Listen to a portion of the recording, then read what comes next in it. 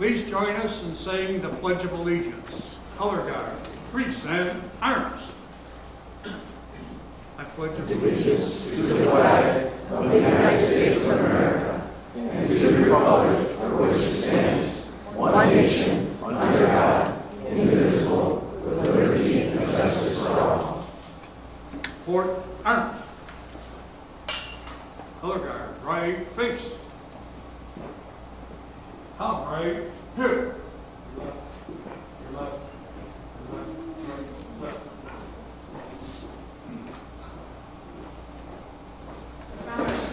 Today is our program for the May Council Membership Meeting. We are pleased to feature Village President Keith Pekau's 2019 State of the Village Address as a benefit to our members, our future members, and members of the community. But first, I'd like to introduce the leadership of our chamber, our board of directors. Glenn Borkowski, Dreammaker Bathroom Kitchens. Includes Michael Buck, Law Offices of Michael A. Buck. Amy Coghill from Silver Lake Country Club. Adam Zerwinski, Sidebar Insurance. Ramsey Hassan from Edwards Realty Company. Kurt Lindemann from Morgan Stanley.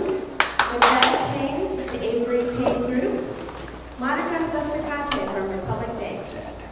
And now our board officers. Vice President Joyce Bebo from Carey Funeral Home. Our incoming president, Ray Plazowski from Mueller & Company. And last but not least, our president for 2019, Michael Hardick from First Secure Bank and Trust.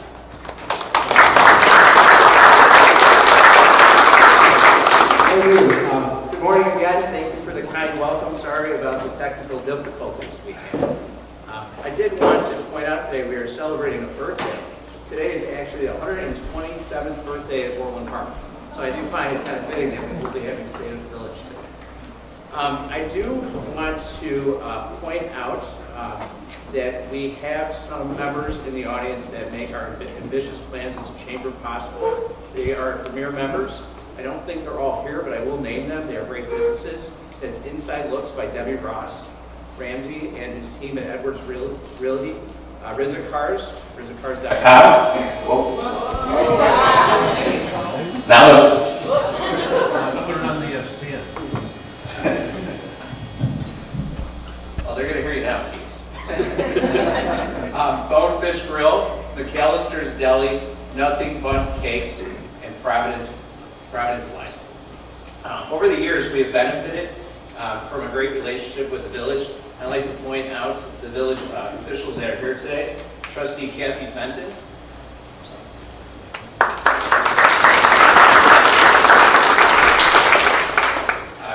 Trustee Katsinas. Trustee Healy. I want to point out Police Chief McCarthy's here. Thank you for all this. I ask because it seems like we always do this. Did we miss anybody? Great. Well, then we'll move on. There is one more elected official here that doesn't need much of an introduction. You may see him around the village. You may have seen him from his blog in the newspapers. You may have seen him at chamber events where he's been a great supporter of us. Mayor Keith Pekau.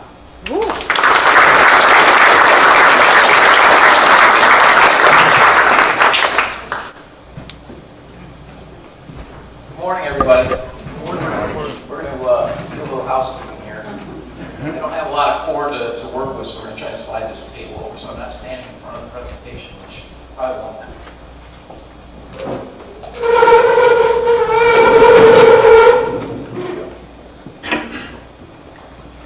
I'm a full-service mayor.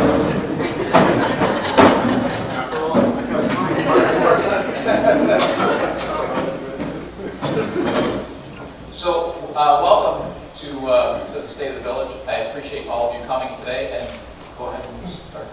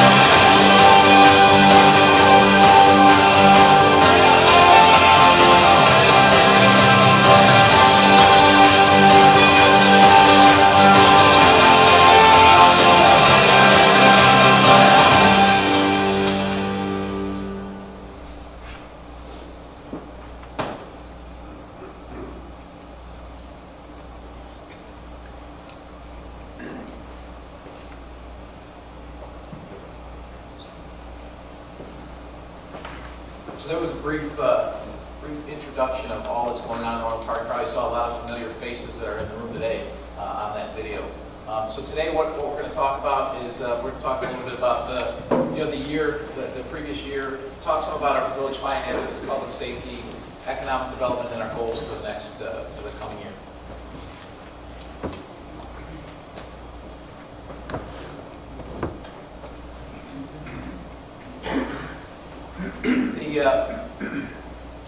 So we had several initiatives that we implemented in the past year. We implemented a term limit referendum, which comes November 20th. As far as pensions go, we basically eliminated pensions going forward for elected officials.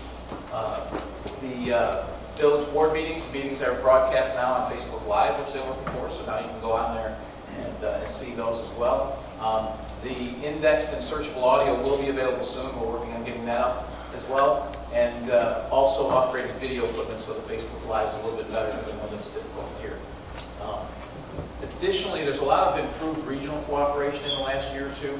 The I-80 corridor with Mokina and Tinley Park, the Chicago Southland Interstate Alliance, which we'll see more about here later. Also the I-80 Coalition, which is a group of about 70 different leaders in the area working on getting I-80 widened from 294 all the way to Morris.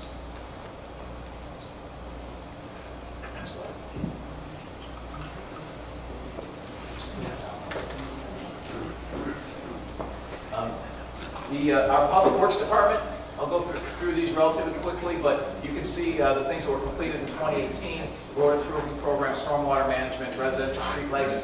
Planned for 2019, more stormwater projects. The road improvement program, which we just expanded, it was supposed to be Park Hill and Brentwood, half of Brentwood subdivision. Now it's going to be all of Brentwood subdivision. We're going to do a partial repair on Wheeler Drive because we have a full we have a water main project coming through there in a few years, so we don't want to dig it up once and then dig it up again. But we're going to, because we've been doing so many pothole repairs, we're going to do a minimal repair on that just to get us through those 3 years.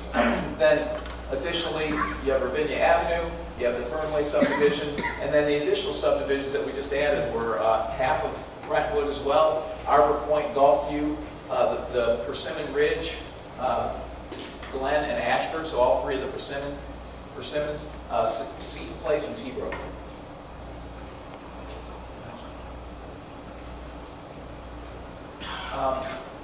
So that was an expansion of $3.8 million. And you can see here what we're planning on doing. So what was originally planned there on the left, and then the additional work that we just talked about.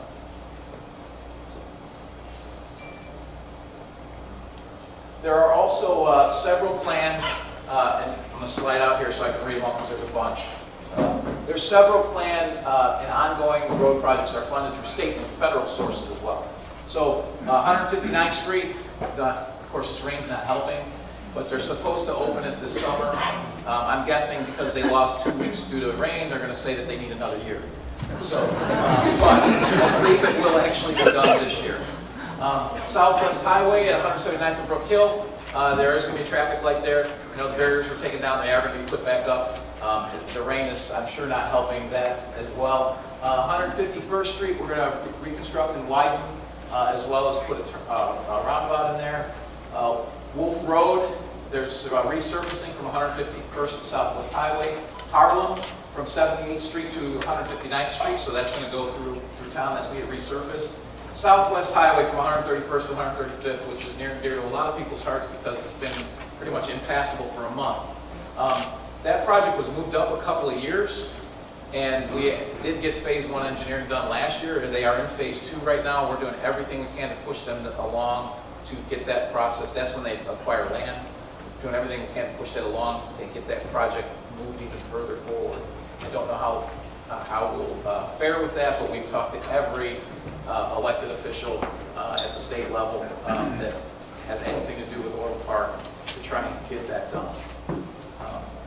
We have 143rd Street reconstruction and widening, basically from Southwest Highway all the way to Wilcook Road. There's no current funding source. If there is a capital bill, it was our #1 request. Then also you've got Wolf Road from 143rd to 167th, reconstruction and widening, same thing, there's no state money for that. And then 159th Street resurfacing, that's going to get completed this year, and that's from 94th Avenue all the way to Cicero, so that affects our town significantly.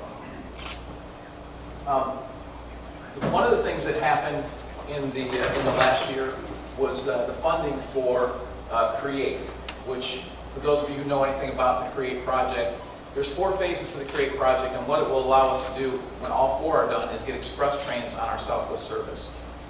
Metro's been working on this since the beginning of 2000, the early 2000s.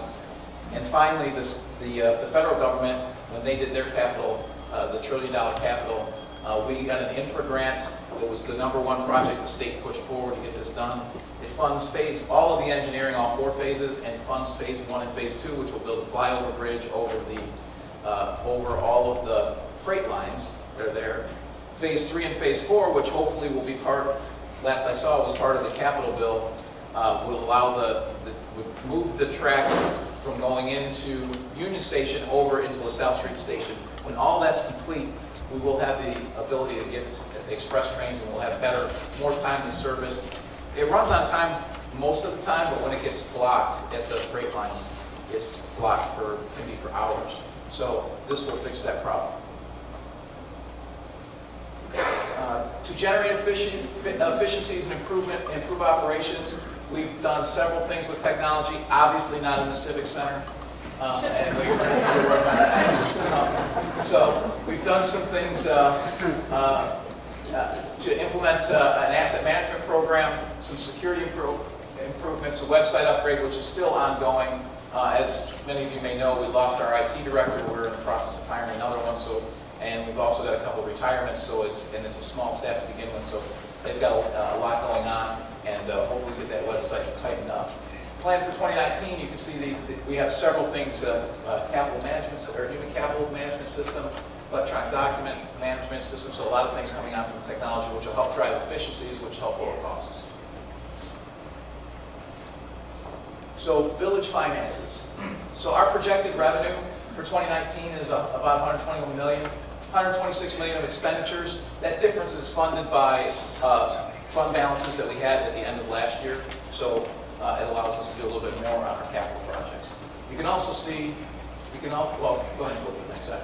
You can see that on the last slide, but you can see it here too, how much of our debt is associated with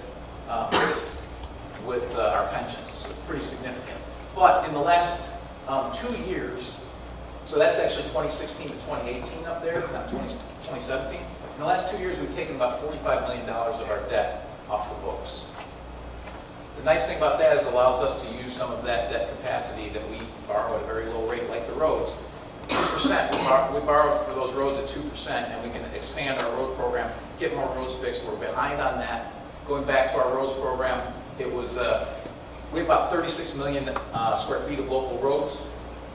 We've been doing, since I've been here, about 1.3 million square feet a year, which if you think of a 20-year lifespan, we need to do 1.8 million square feet a year. And before that, for the decade before that, we weren't doing even the 1.3, so we're behind. So by doing this, it'll help us catch up. And when you borrow at 2% for roads, it actually saves you money in the long run because the roads get more deteriorated, they become more expensive to fix.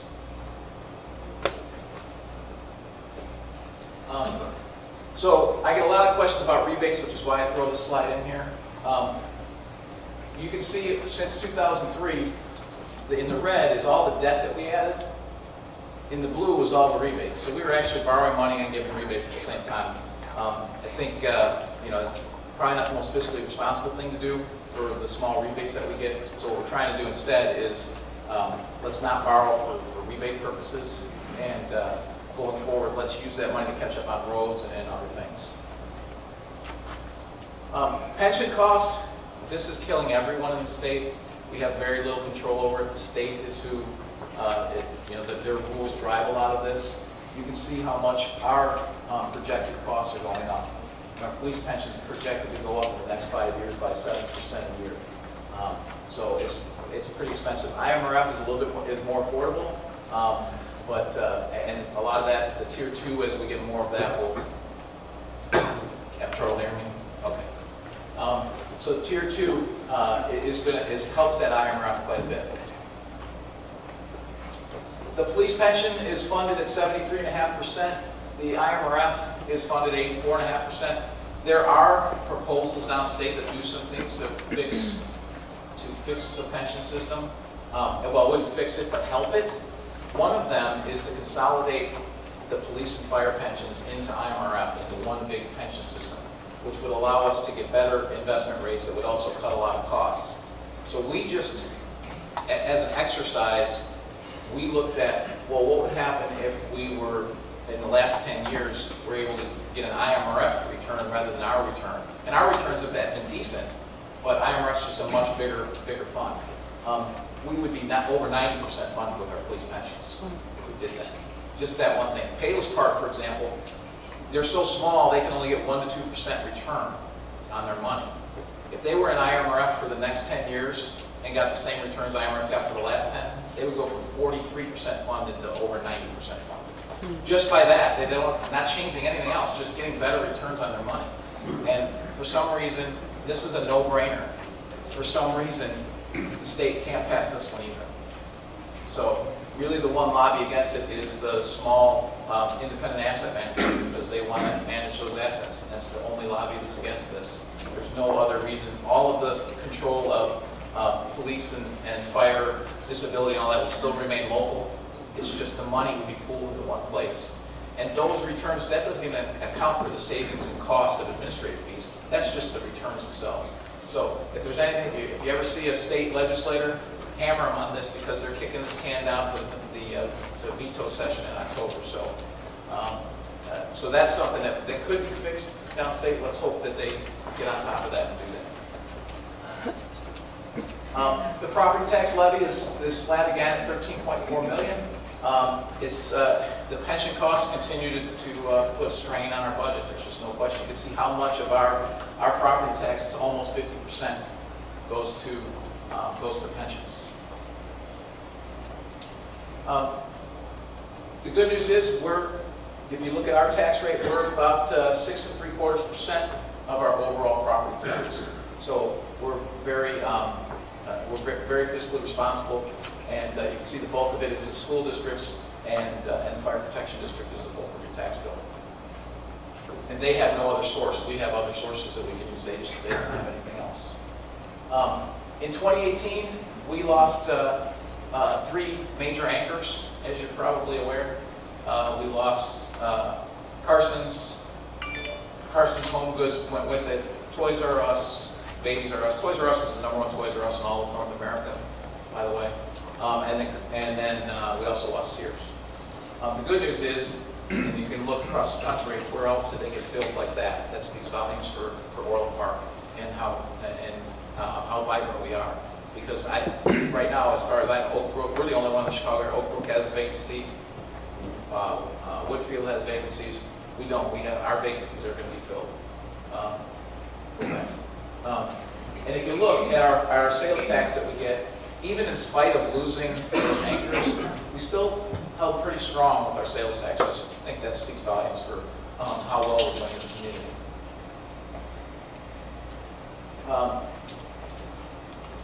So we reduced a lot of costs in the last couple of years, approximately $4 million,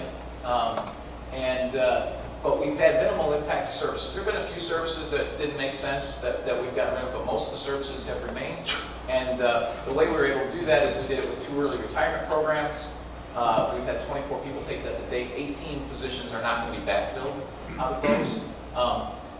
We have an opportunity to manage for certain things, outsource certain things that make more fiscal sense because of the pensions. That doesn't mean eliminating, firing people to outsource. It means taking these things that we've been able to downsize through early retirements and outsource certain things. We've been able to reduce some administrative expenses, and also the technology driving some operating efficiencies as well.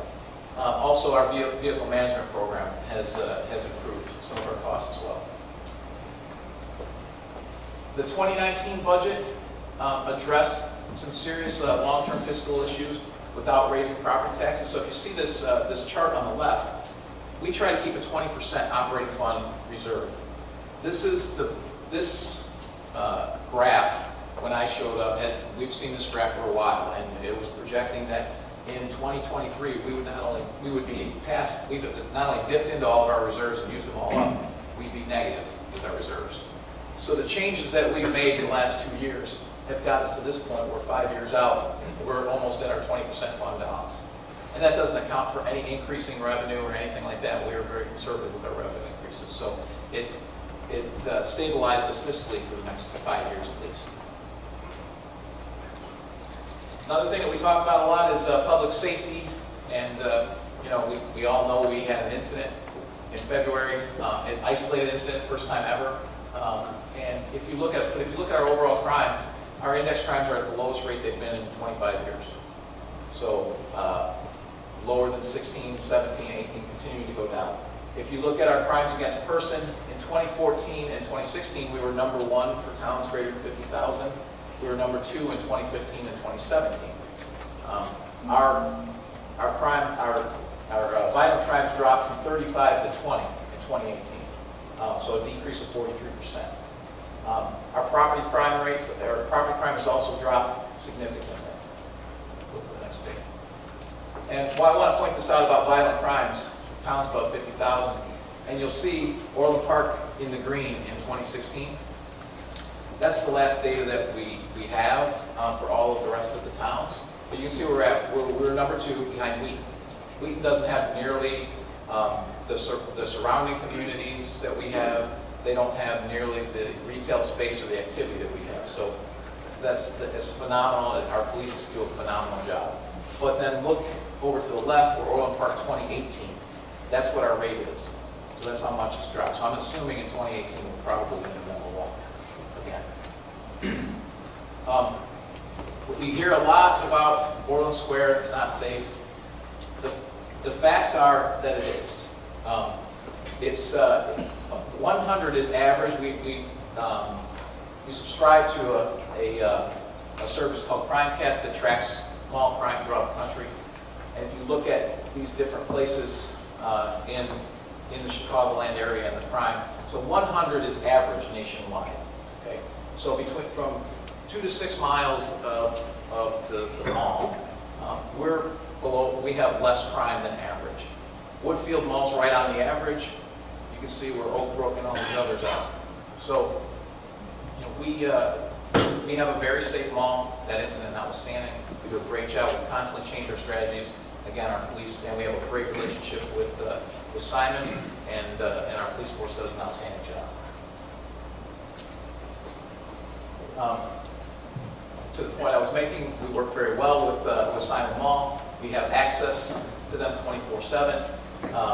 We continually change our strategies to keep any of the people that are there trying to steal and retail theft, which is a problem anywhere. It's been a problem since the mall opened. Anywhere where you have a lot of square foot of retail, you're going to have retail theft. But that's what we try to keep it to, and keep it to minor things, and we do a great job with that. The big thing there is it's important to shop at home. Back to that sales tax number. Why send your taxes to Oak Brook and everywhere else? Bring it here. And for those who say, well, we don't have any high-end stores, well, there's 35 stores in the mall that are the same as the stores that are in Oak Brook, and you're going to have about an hour there. So as of November, the excuses go down, and now you can shop at our mall. There were several other accomplishments from our police force. We talked about the violent crimes.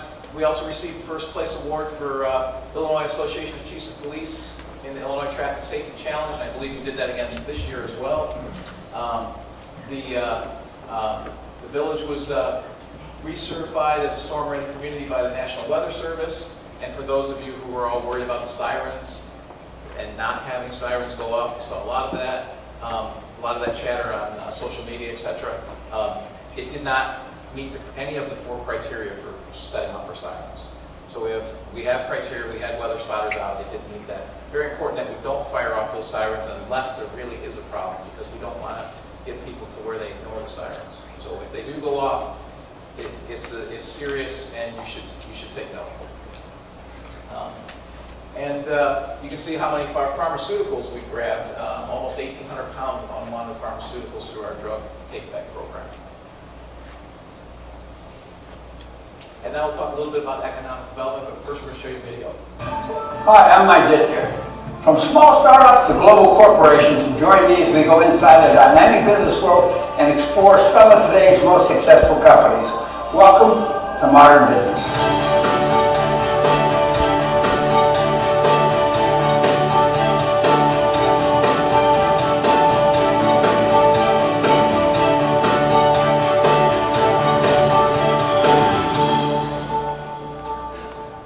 This is a vibrant, diverse country in which we take pride. New ideas sprout up every day, and some have the potential to make your tomorrow vastly different from anything you've ever known before. In the heart of the Chicagoland trading area, just southwest of the Windy City, lies a special place to call home. Originally a small farming community settled in 1834, it quickly became the thriving center of business, shopping, and dining it is today, although it never strays far from its true heritage. Welcome to the village of Orland Park, Illinois. Orland Park is the region's destination for shopping, healthcare, entertainment, and dining.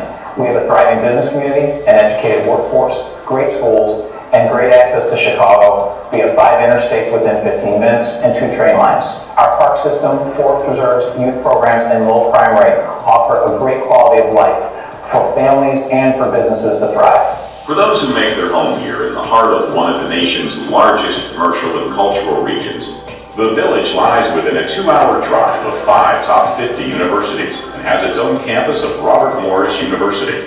Exceptional healthcare lies minutes away with the University of Chicago and a major cancer center both in Orland Park, along with 3 nearby regional hospitals, including a level 1 trauma center. The University of Chicago chose Orland Park because of its leadership, its geographic location, and engaged population.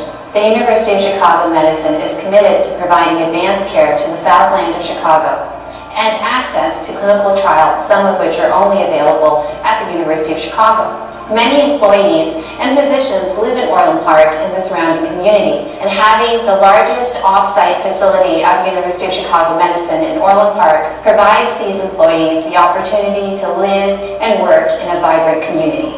Orland Park enjoys a diverse economy with industries ranging from corporate headquarters to locally owned businesses and regional healthcare facilities. Orland Park is known for its retail economic base, but those of us that live and work here know that Orland really has a much more diverse economic base. We have great transportation assets. We're close to pretty much every major interstate highway. We have great entertainment infrastructure. We even have manufacturing, and it's really a great place to do business. The village is planning a regional mixed-use campus to add to the already bustling I-80 corridor. Orland Park has a plethora of retail opportunities, from an indoor regional mall to an open-air lifestyle center in Orland Park Crossing. There are several retail and dining destinations along our major thoroughfares. The wide range of choices has established Orland Park as premier shopping destination in the region, drawing in shoppers from the surrounding communities as well as neighboring states. Orland Park's retail sales are the 9th largest in the state of Illinois. The Old Orland Historic District is another outstanding destination for shoppers with its unique stores that comprise Antique Row. Orland Park boasts 64 public parks, more than 30 miles of trails, and more than 15,000 acres of forest preserves nearby. We have great schools, a strong business base, and we're fiscally sound. We also have several great locations for development. Orland Park is a great place to raise a family and grow businesses well into the 21st century. Orland Park, Illinois offers residential, corporate, retail, recreation, and dining that make it worthy of the title, the crown jewel of Chicago's Southland.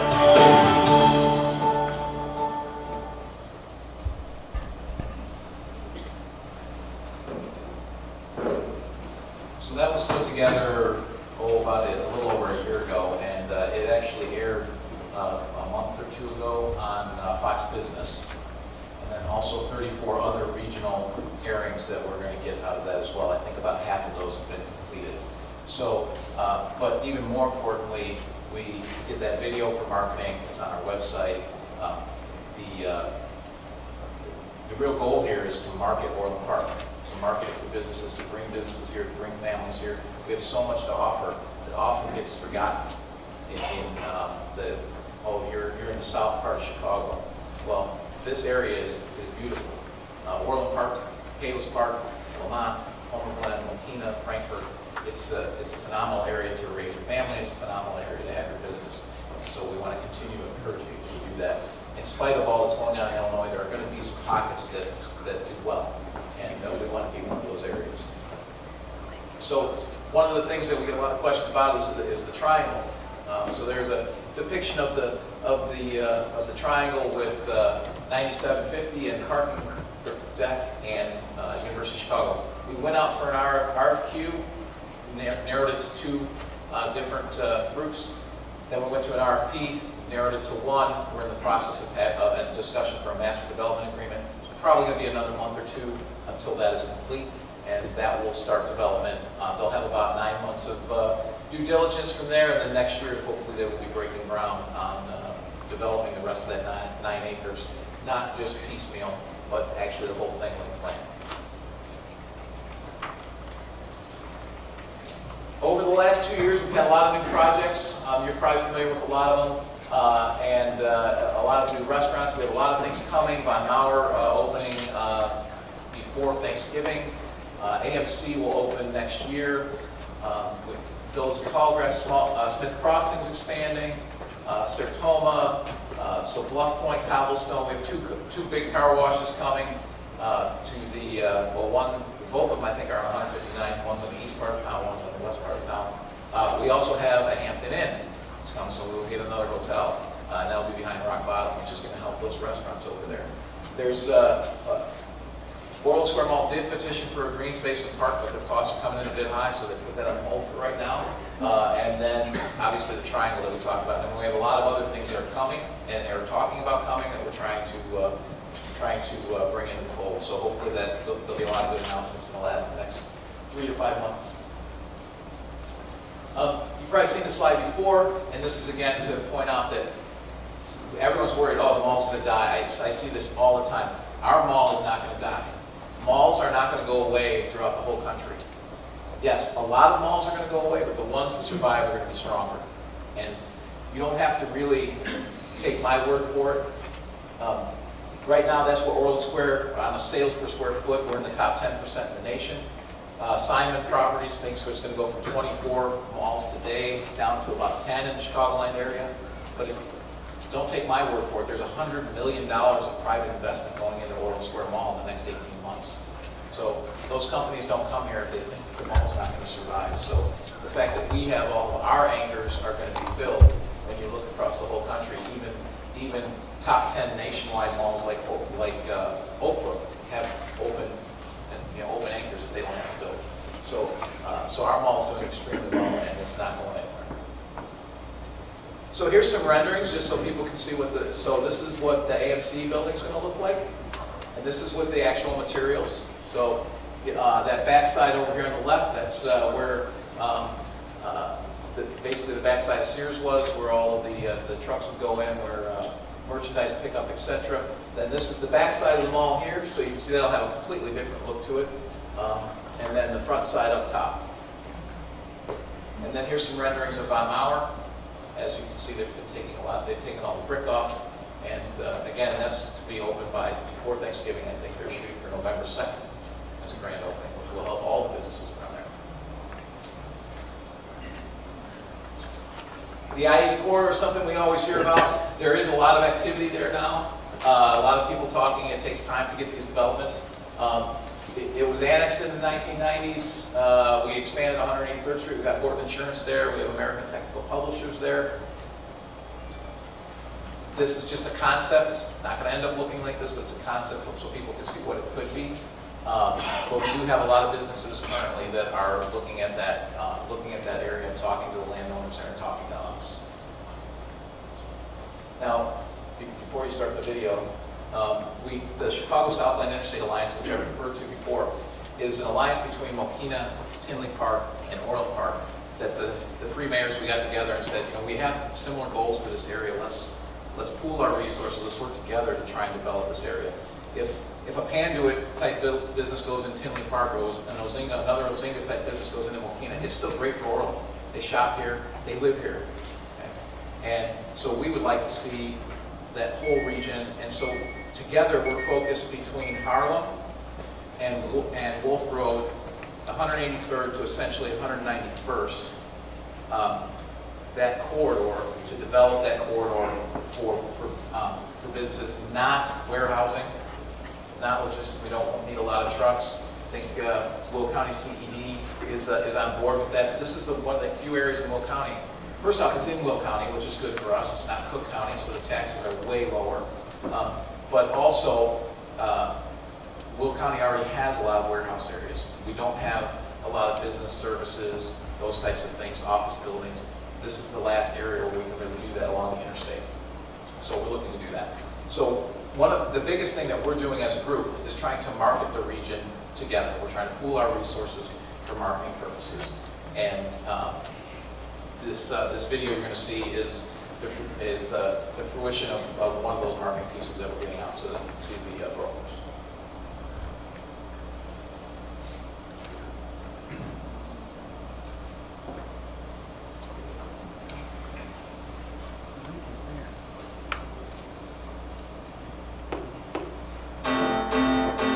The Chicago Southland Interstate Alliance invites you to discover all that the South Suburbs I-80 corridor has to offer.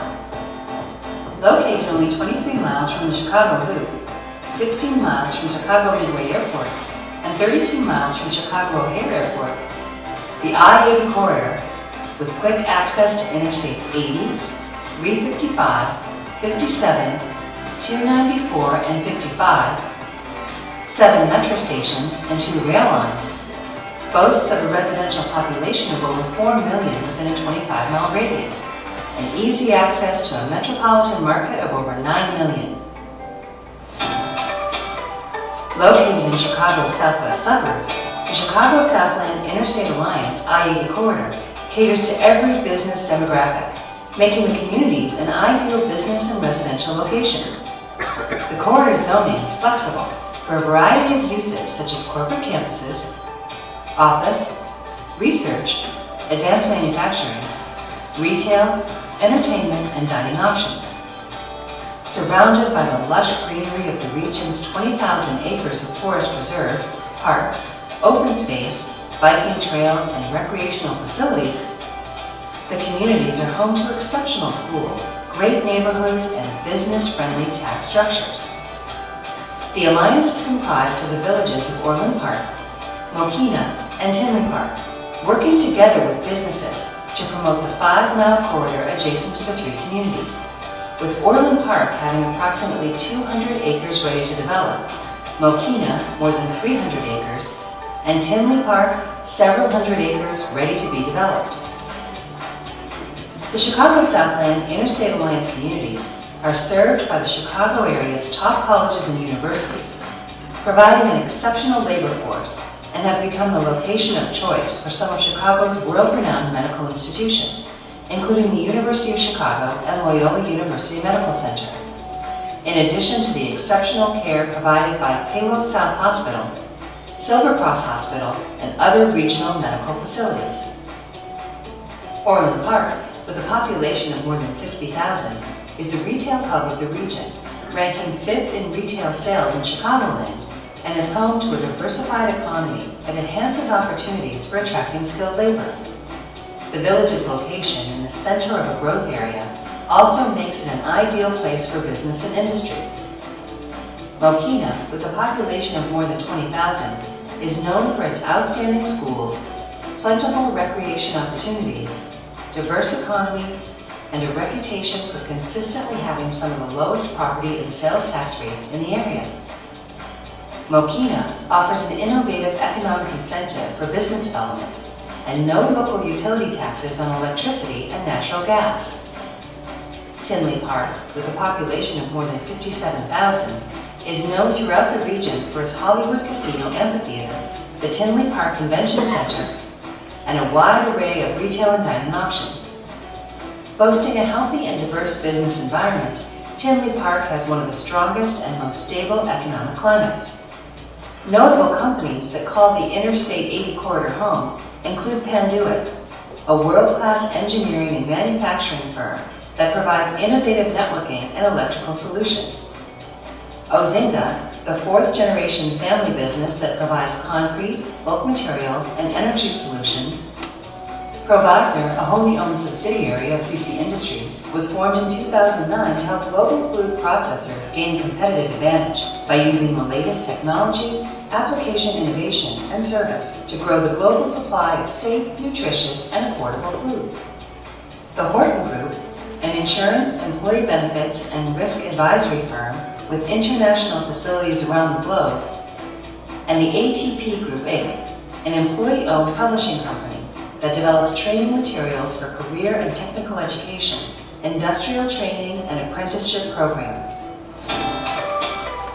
The proven successful leadership of the Chicago Southland Interstate Alliance communities provide great opportunities for business growth and expansion. These communities are known throughout the Midwest for being fiscally responsible, having low crime rates, and being the perfect places to live, work, and raise families.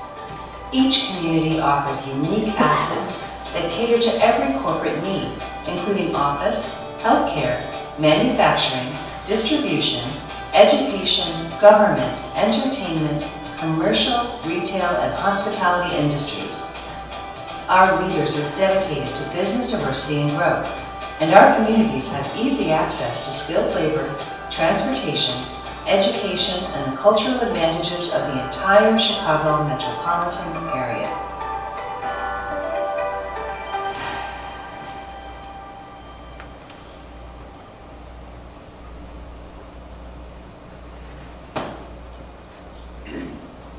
So that was what we put together for with that group, with Tinley and Mokina and ourselves. And it's important to note, it's not just the government entities that are involved in this.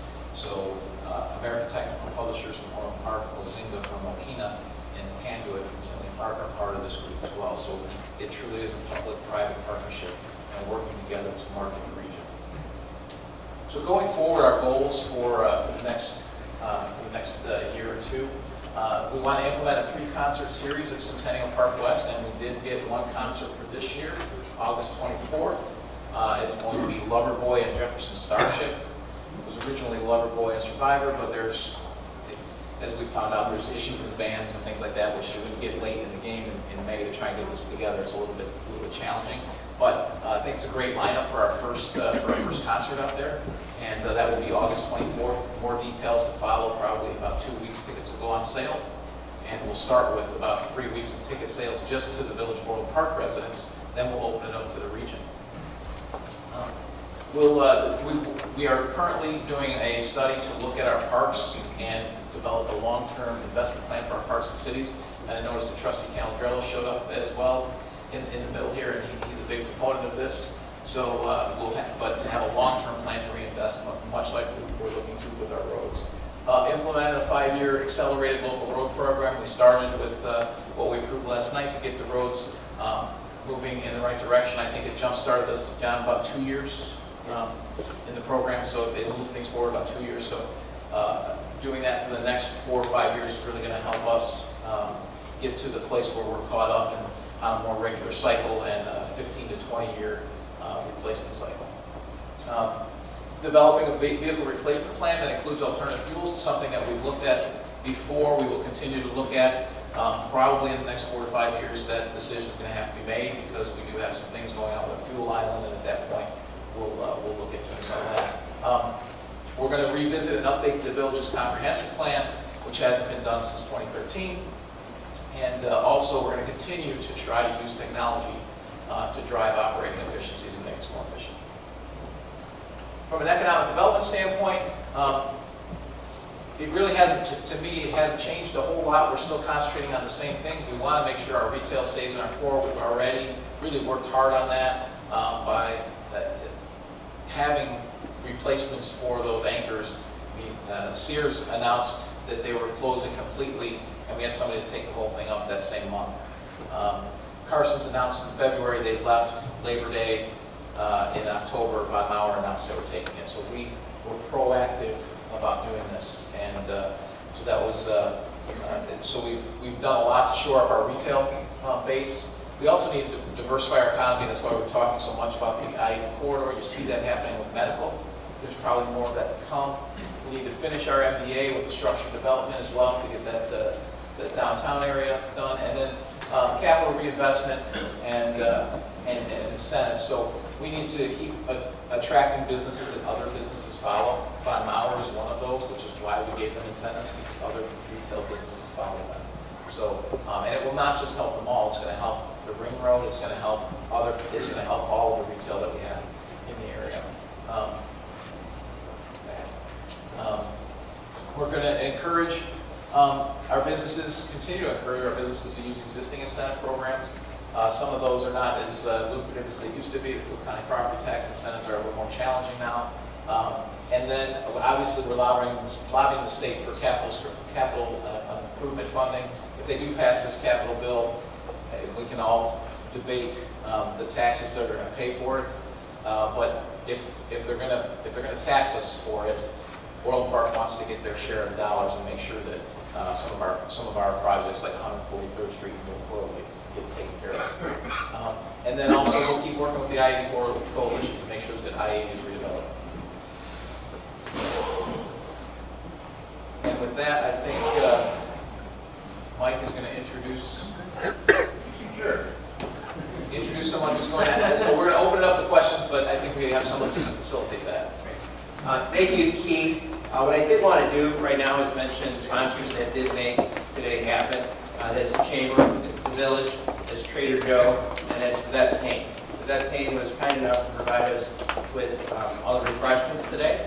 And I did want to give her a moment to come up and try to find a way to facilitate these questions with this wired mic. So we'll leave that up to you, Matt.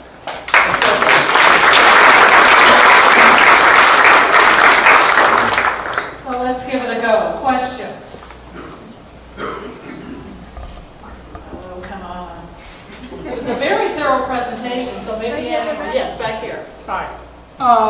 This is kind of a wild question for the village, but this past year, the county has reassessed the northern suburbs. And with the new reassessment levels, they're killing.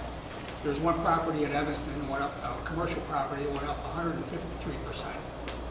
How can we approach the assessor's office to try to stop that from happening here? Because it's putting us in a tremendously unfair competitive advantage with being close to Will County and being close to Indiana. If you get on the expressway at LaGrange Road and I-80, you're in Highland in 15 minutes.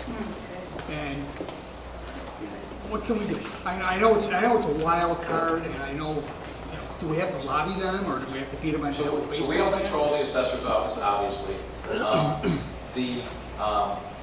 The issue with the assessor's office is how poorly they've been doing assessments for a long time.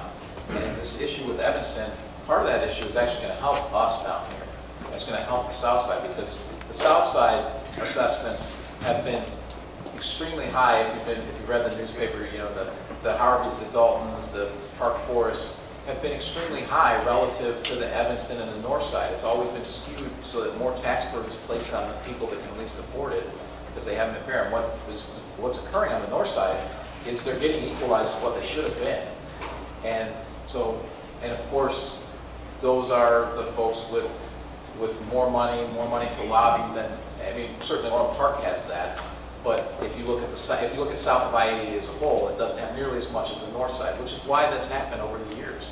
And so I actually think the assessor's office is trying to equalize that. The fact that it's going to get equalized maybe in a very short order, it's going to be very painful for those up north. I think for the south side, it may help us a little bit. So I do think he's trying to do the right thing by making the assessments more accurate. And it probably won't change. I don't think Orland Park will be affected a whole lot. Who's going to be affected are the neighbors to the east of us. They're going to see their property values go down to where they should, and you're probably going to see a lot of impact up north, because that's where it's been really skewed to where they're paying less than they probably should have been for years. Yes.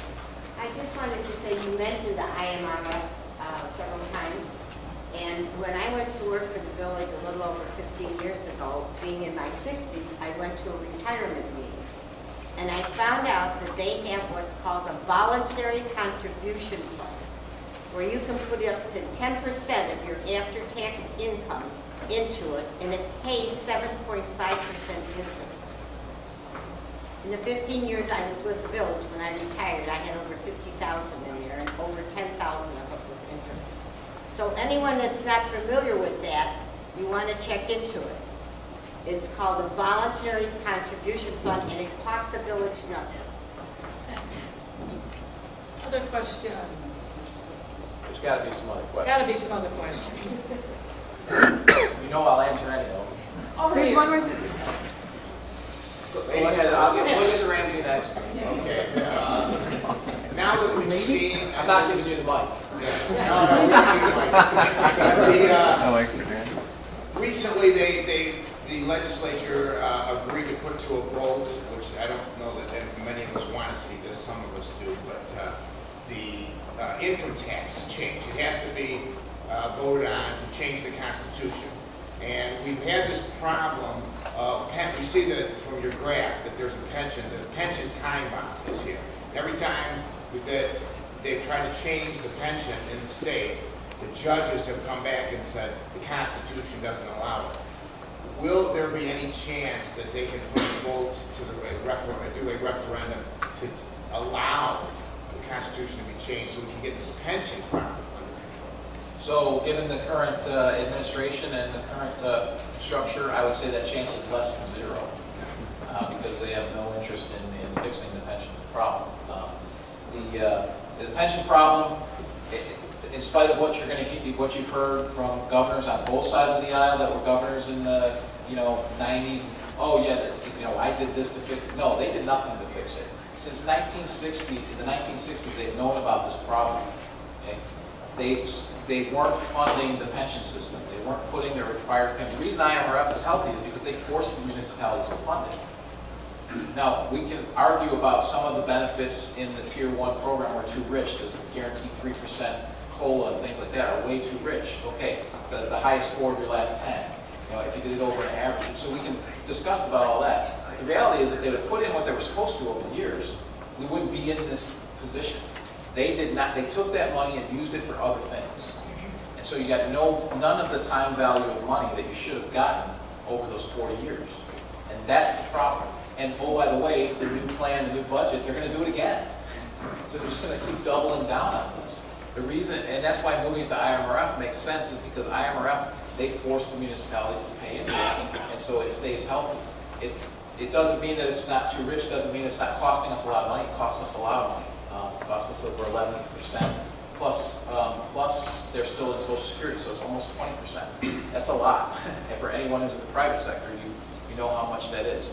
And the Tier 2 program, though, the changes they made, which make it your average of your highest 8 of your last 10, so that lowers it and eliminates some of the spiking that can go on. Also takes longer to get in.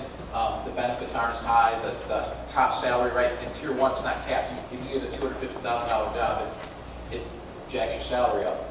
It's capped at $114,000 at the Tier 2 level. So the Tier 2 is actually 40% less costly than Tier 1. So once the current workforce, they only started in 2011, so it'll be well out in the future, but if you think 20 years from now, everyone will be Tier 2. And now the system will be much, much more affordable ongoing. The real problems are all those places that haven't funded the pensions, like the teacher pensions weren't funded, those types of things. The state, and it's the state that did fund it. The school district put in their money. They made them put in their money. It's the state that didn't fund it. This is not a revenue, to your income tax thing, it's not a revenue problem. Most revenue ever this year for the state. There's still $3 billion in the hole. It's a spending problem. And unless they get spending under control, I don't see anything being fixed there. Yeah, right now the mayor's position is full-time. I know it's transitioning to part-time after the next election. Right now the purpose is, you're the head of economic development. That position is the head. How will that be transitioned once that position is part-time? Is that going to go to an unelected position? As we've seen, sometimes that can be problematic.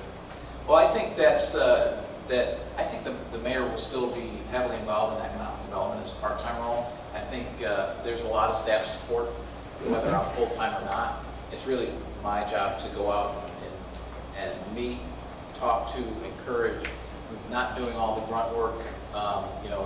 The planning, the zoning, all that gets done by our department. That's going to continue to get done by the department. But I think it's important for us to for the mayor and for the board to set the tone that we're more friendly, we're more open, we want to hear about things. There also needs to be more cross-flow of information that maybe hasn't happened in the past, not just with me, but with previous administrations. So I think the board needs to be fully informed of all this that's going on. And right now, we have a window.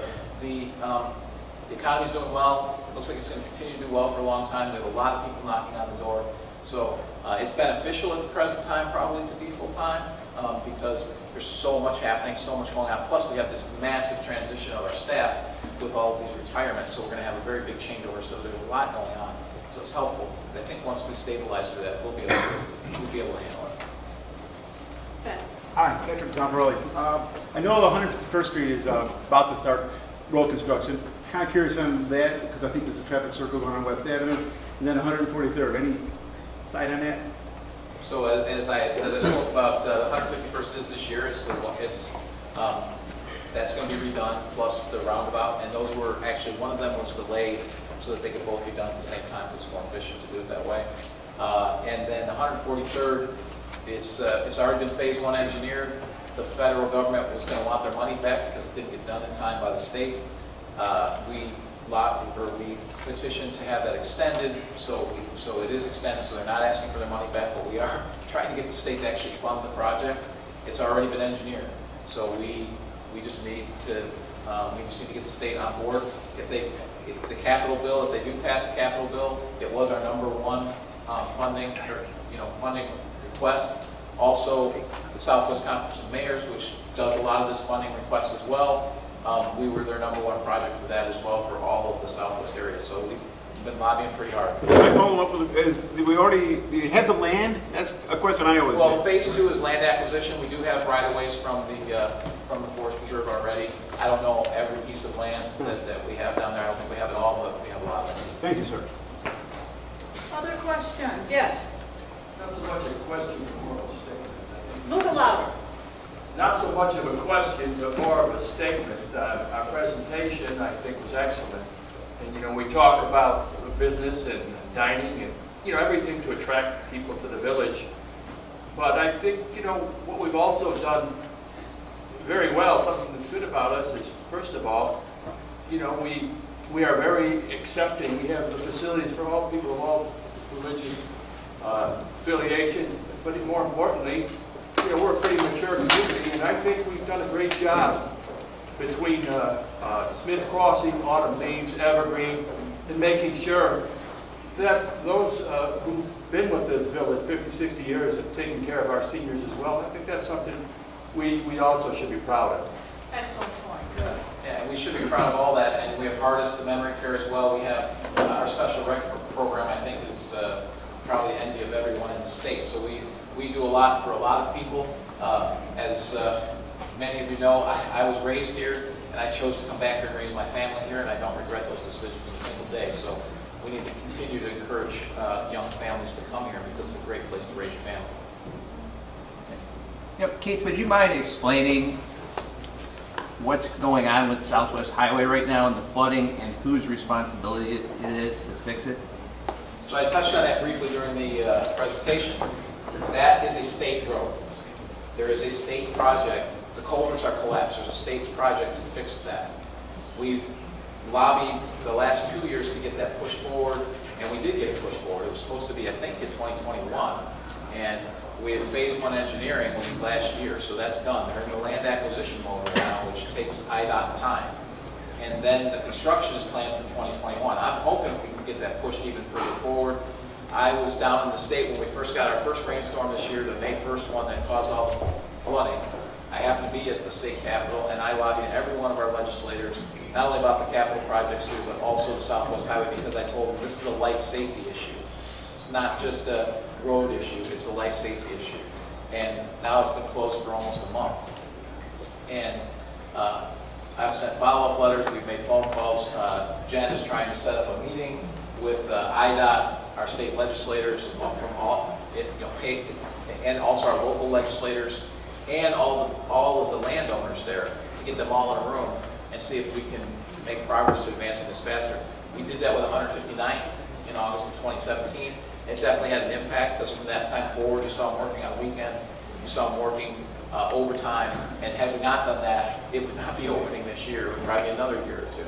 So the businesses in that area can't handle that. The people in that area, and it's a life safety issue. But it's an IDOT issue. We do what we can to try and keep it accessible as much as we can. But if we go in there and do anything to the IDOT road, they're coming after us to fix the whole thing. And do issues with Southwest Highway impact that potential residential development on 143rd and close to Southwest Highway? Not that I'm aware of. I'm just wondering. I know that was at one point talked that there was going to be. Not that I'm aware of. I think it's impacting the businesses that are there. Yeah. It's impacting people that typically use Southwest Highway. John, did I say anything that was incorrect there? No, you got it. Okay, good. Any other questions? 9:30. So any other questions? Last questions? One more. How do you see the Chamber of Commerce and the village, kind of working together in the future? Obviously, the Chamber of Commerce is a big proponent of business in the community, but we've been kind of disconnected from the biggest economic agent in the community, which is the mall. And we want, as a board member, I've joined to make sure the Chamber of Commerce is relevant to businesses in the community. When a business wants to come into Orland Park, I wanted to make it necessary to join the Chamber of Commerce and make sure that is a relevant entity that works, in conjunction with the village and the private sector. How do you see that, working together in the future and maybe improving? Well, as you've seen since I've been here, I've engaged the Chamber a lot with this event and other events. Trustee Healy, I think, is going to be put on your board so that we have a liaison. These are also the head of development services. So there's that. I do think that the chamber needs to be, fully integrated with the village, much more so. And one specific thing that we're trying to do, and I don't know where we're at.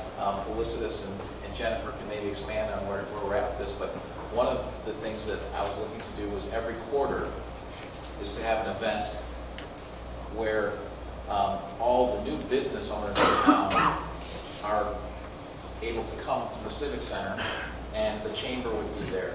The Bridge Teen Center would be there. Baseball for All, all of the other phenomenal groups, the Lions Club, the Kiwanis, they're all there so that those businesses know how to get involved with our community. All those resources are there. You'll have the opportunity to talk to them, to get them in the fold. I think that's a great way to get new businesses to be more engaged with the community. So I'd like to do it quarterly, but we may end up doing it every other quarter.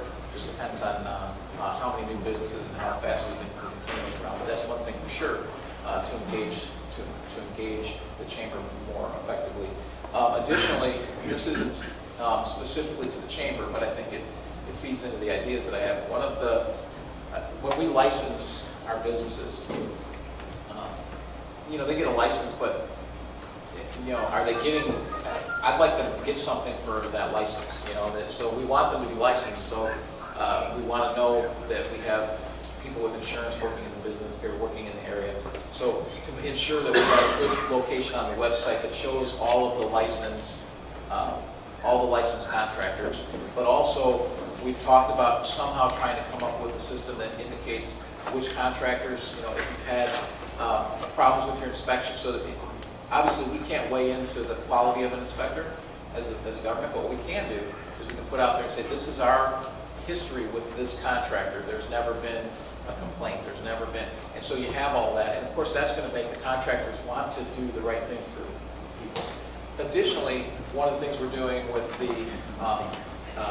Small Business Advisory Council, who I think works with you as well, is they are offering free membership for all of the businesses who get a license, so that they can access their affinity program. So it's something that the chamber could think about how they would want to maybe tie into that a little bit. I know the chamber and SBC work closely together, so but they're trying that with. We're working on that program right now. This is kind of a pilot for them because they're not really worried about making money from their membership dues. Correct? It's more about getting people to use the affinity programs and all that. That's where more of their revenue sources come from. And they're actually very good deals. As you know, some of the chamber's affinity programs are the same way. They're actually a pretty good deal for a small business to do. So those are the kinds of things that we're looking to try and do. just quickly, is your presentation going to be available either? We'll put it online. Online? So you should be able to download it from there. All right. Mayor, this was great. Let's thank you.